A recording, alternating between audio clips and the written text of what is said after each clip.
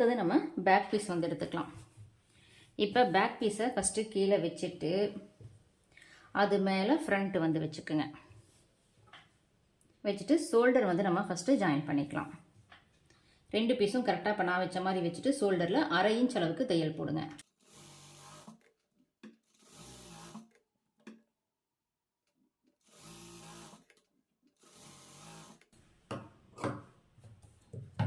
இப்போ shoulder join பண்ணதுக்கப்புறம் இந்த எக்ஸ்ட்ரா நூல்லாம் இருக்கும்ல, அதை அப்பப்போ கையோட வந்து கட் பண்ணி விட்டுருங்க. அடுத்தது நம்ம கிராஸ் பீஸ் வந்து ஜாயின் பண்ண போகிறோம். கிராஸ் பீஸ் வந்து இப்போ நீங்கள் புதுசாக தான் வந்து பண்ணுறீங்க அப்படின்னா நீங்கள் நேராகவே ஜாயின் பண்ணிக்கலாம். ஒரு பீஸை வச்சுட்டு அது அடுத்த பீஸை இது மேலே நேராக வச்சுட்டு கரெக்டாக ஒரு 1/4 இன்ச்சில் மட்டும் தையல் வந்து போடுங்க. தையல் போடும்போது பேக் ஸ்டிச் மட்டும் மறக்காமல் போட்டுக்கங்க. இப்போ ஒரு பீஸ் எடுத்து இப்படி மடிச்சுட்டு அடுத்த பீஸ் எடுத்து இது மேலே நேராகவே வச்சுக்கோங்க.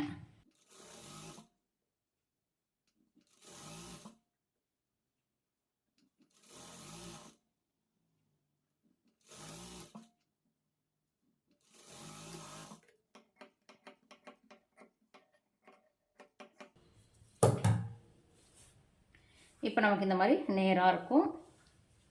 இப்போ என்ன பண்ணலாம், நம்ம வந்து இப்போ எனக்கு வந்து பார்த்திங்கன்னா இந்த சைடு கொக்கிப்பட்டி தான் வந்து வருது. இப்போ கொக்கிப்பட்டியை கீழே வச்சுட்டு மேலே வந்து பார்த்திங்கன்னா ஒரு 1/2 இன்ச் கொஞ்சம் துணி அதிகமாக இருக்க மாதிரி வச்சுட்டு கரெக்டாக நெக்கில் வந்து 1/4 இன்ச் மட்டும் தையல் போடுங்க.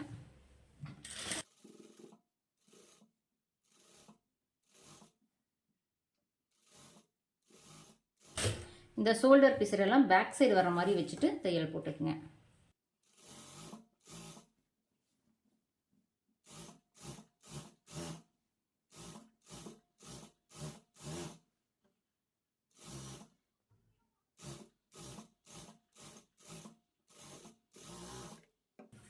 இந்த சைடு முடிக்கும் போதும் ஒரு 1/2 இன்ச் எக்ஸ்ட்ரா விட்டு கட் பண்ணிக்கிங்க. அடுத்தது இதில் வந்து பார்த்தீங்கன்னா குட்டி குட்டியாக சிசர் கட் வந்து பண்ணிக்கிங்க. அந்த ரவுண்டு ஷேப் வர்ற இடத்துல மட்டும் கொடுங்க, போதும்.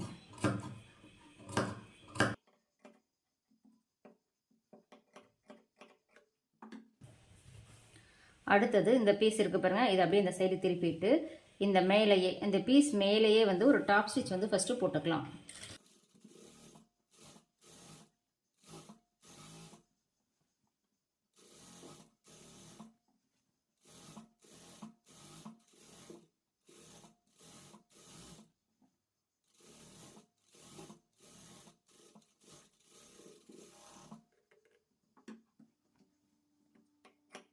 எக்ஸ்ட்ரா நூலோட இருக்க கிளாத்தை கொஞ்சம் கட் பண்ணி விட்டுட்டு இப்போ இந்த பீஸை வந்து பார்த்திங்கன்னா இப்படி உள் பக்கம் மடிச்சிருங்க. மடிச்சுட்டு உள் பக்கம் நமக்கு இந்த பிசுறு இருக்குது பாருங்கள், அந்த பிசுறு அளவுக்கு இந்த பீஸை இப்படியே மடித்து விட்டுருங்க.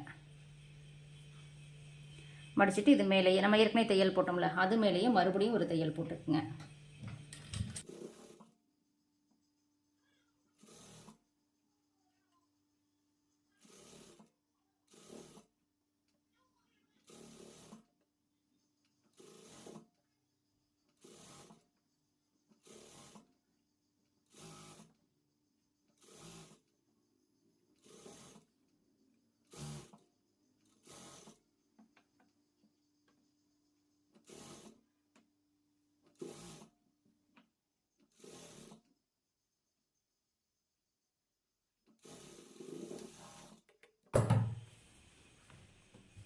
இப்போ உள் பக்கம் இந்த பக்கம் வந்து பார்த்திங்கன்னா துணி எக்ஸ்ட்ரா இருக்கும். அதை என்ன பண்ணுங்கள், இந்த மாதிரி சிசர் வச்சுட்டு மெயின் கிளாத்தில் படாமல் கட் பண்ணி விடுங்க.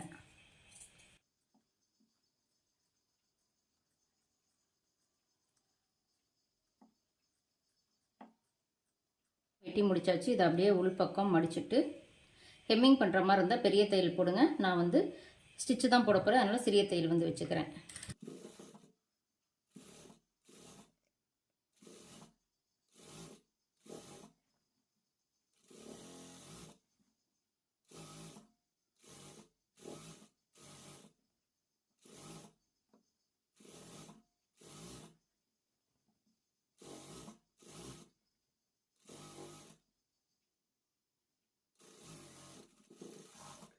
இப்போ வந்து நெக்கு வந்து பார்த்திங்கன்னா ரொம்ப நல்லா அழகாக அந்த நெக்குக்கு வந்து கிராஸ் பீஸ் வந்து கொடுத்தாச்சு. பார்க்குறதுக்கு ரொம்ப நல்லா நீட்டாக இருக்கும். இதே மாதிரி நீங்கள் வந்து கொடுத்துக்குங்க. அடுத்தது ஸ்லீவ் வந்து எடுத்துக்கலாம். ஸ்லீவில் உள் பக்கம் மார்க் பண்ணிக்கிங்க. ஃபஸ்ட்டு வந்து கீழே 1/2 இன்ச் மட்டும் மடித்து ஒரு தையல். மறுபடியும் இங்கே வந்து பார்த்திங்கன்னா ஒரு ஸ்கேல் அளவு நம்ம வந்து விட்டுருக்கோம்ல, 1 இன்ச் இருக்கும், அதை மடித்து நேராக ஒரு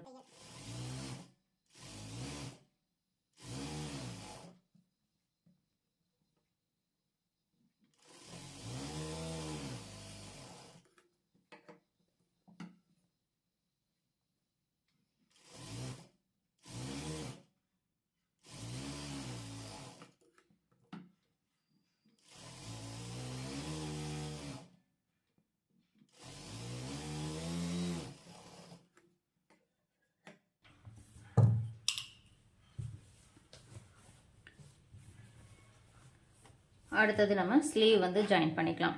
இது வந்து பார்த்திங்கன்னா நமக்கு ஃப்ரண்ட் பக்கம், முன்பக்கம் இருக்குது. இப்போ நீங்கள் இந்த ஸ்லீவ் வந்து இருக்கும்போது முன்பக்கம் சிசர் கட் இருக்க மாதிரி வந்து எடுத்தால் தான் இந்த ஸ்லீவுக்கு இது வந்து கரெக்டாக மேட்ச் ஆகும். ஷோல்டரில் கரெக்டாக வச்சுருங்க. வச்சுட்டு இங்கேருந்து இதை அப்படியே செக் பண்ணிவிட்டு வாங்க.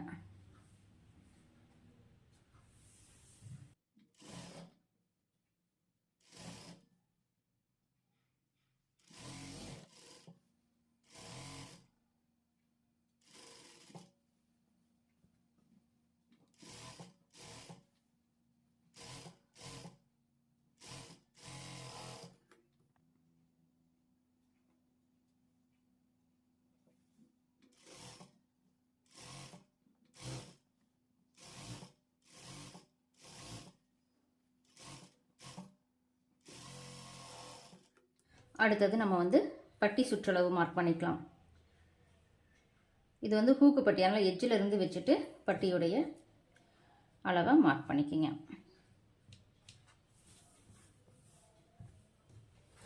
வி பட்டிக்கு இந்த மாதிரி வி பட்டியை விட்டுட்டு இதனுடைய அளவை வந்து மார்க் பண்ணிக்கிங்க. அதே மாதிரி பேக் சைட் பீஸ் வந்து எடுத்துக்கங்க.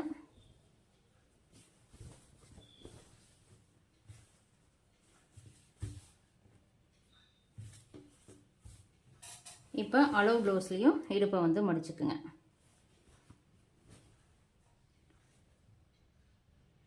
இதை கரெக்டான அளவை வச்சுட்டு இங்கே வந்து மார்க் பண்ணிக்கலாம். நம்ம வந்து 1.5 இன்ச் தையலுக்கு விட்டுருக்கோம். அந்த 1.5 இன்ச் வந்து பார்த்திங்கன்னா கரெக்டாக நமக்கு வந்து மேட்ச் ஆகிட்டு வருது.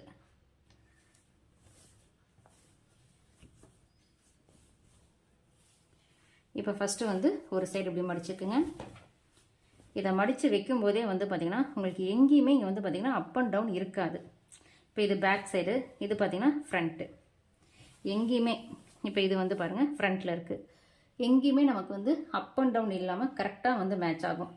ஸ்டிச்சிங் வந்து கரெக்டாக வரும். அதே மாதிரி இங்கே ப்ளஸ் மாதிரி வரலைன்னு சொல்லுவாங்களே, இப்போ வந்து பார்த்திங்கன்னா நமக்கு இது ப்ளஸ் மாதிரி கரெக்டாக அதுவும் வந்து மேட்ச் ஆகும். அது எப்படி ஜாயின் பண்ணுறது அப்படின்றது இப்போ பார்க்கலாம். பேக் சைட்லேருந்து ஜாயின் பண்ணிக்கிங்க. எப்பயுமே நான் ஸ்லீவை வந்து மேலே வச்சுருக்கேன். ஃபஸ்ட்டு வந்து நான் லெஃப்ட் சைடு பீஸ் தான் ஜாயின் பண்ணுறேன். இப்போ லெஃப்ட் சைடு பீஸ்னால் லெஃப்ட் சைடு இருக்கக்கூடிய ஸ்லீவ் உடைய ரவுண்டு தான் நீங்கள் வந்து எடுத்துக்கணும். ஏன்னா ஒரு சிலருக்கு ஸ்லீவ் வந்து பார்த்திங்கன்னா மாறி கூட வரும். ஒரு சில ஸ்லீவ் வந்து லைட்டாக கொஞ்சம் குண்டாக இருக்கும், அந்த மாதிரி இருக்கும். இப்போ ஸ்லீவ் ரவுண்டு வந்து மார்க் பண்ணியாச்சு. இங்கே ஆம் ஹோல் ரவுண்டு கிட்ட நமக்கு சிசர் கட் இருக்குது. இருந்தாலும் இது கரெக்டாக இருக்கா அப்படின்றத ஒன்ஸ் வந்து நம்ம செக் பண்ணிக்கிட்டோம்னா தையல் போடுறதுக்கு கொஞ்சம் ஈஸியாக இருக்கும். அதை எப்படி செக் பண்ணுறது அப்படின்னா, இப்போ இந்த ஸ்லீவ் எப்படி இந்த வளைவோட வச்சுக்குங்க. இதில் உள் பக்கம் துணி மடங்கி இருக்குது, அதெல்லாம் எடுத்துட்டு இங்கே இப்போ இந்த அளவு ப்ளவுஸ் இருக்குல்ல, இங்கேருந்து அப்படியே நீங்கள் கிட்ட வச்சு இதை செக் பண்ணி பார்த்தீங்கன்னா உங்களுக்கு இதில் போய் இது கரெக்டாக வந்து மேட்ச் ஆகும். இப்போ சிசர் கட் எங்கே இருக்குது, அந்த சிசர் கட்டோடு நமக்கு வந்து பார்த்திங்கன்னா கரெக்டாக இது மேட்ச் ஆகுது. இப்போ இந்த அளவு எல்லாமே கரெக்டாக இருக்குது. நான் என்ன பண்ணுறேன், நேராக தையல் போடுறதுக்காக உங்களுக்கு மார்க் பண்ணி காமிக்கிறேன். கீழேயும் வரும்போது இது மாதிரி நேர் தையல் வந்து போட்டுக்குங்க.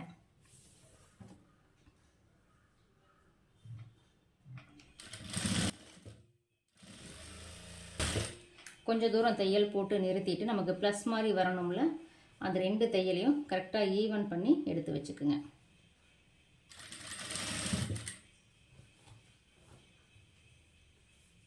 இப்போ கீழே நமக்கு பட்டி அளவும் இந்த அளவும் இருக்குல்ல, அதையும் நேர் பண்ணிக்கிங்க.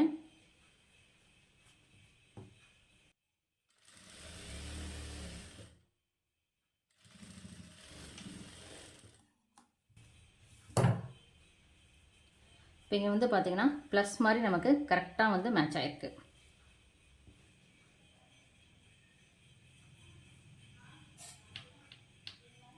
நம்ம அந்த சைடே ஆர்ம் ஹோல் ரவுண்டு வந்து செக் பண்ணிட்டோம். சிசர் கட் நேர் கரெக்டாக வருது.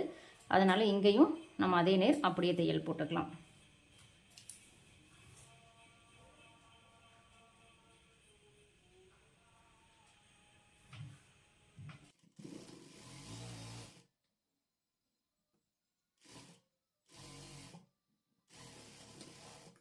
ஸ்டெப் பை ஸ்டெப்பாக எப்படி ப்ளவுஸும் வந்து ஈஸியாக ஸ்டிச் பண்ணுறது அப்படின்றது இந்த வீடியோவில் பார்த்துருப்பீங்க. இந்த வீடியோ பிடிச்சிருந்தா சப்ஸ்கிரைப் பண்ணுங்கள். நன்றி, வணக்கம்.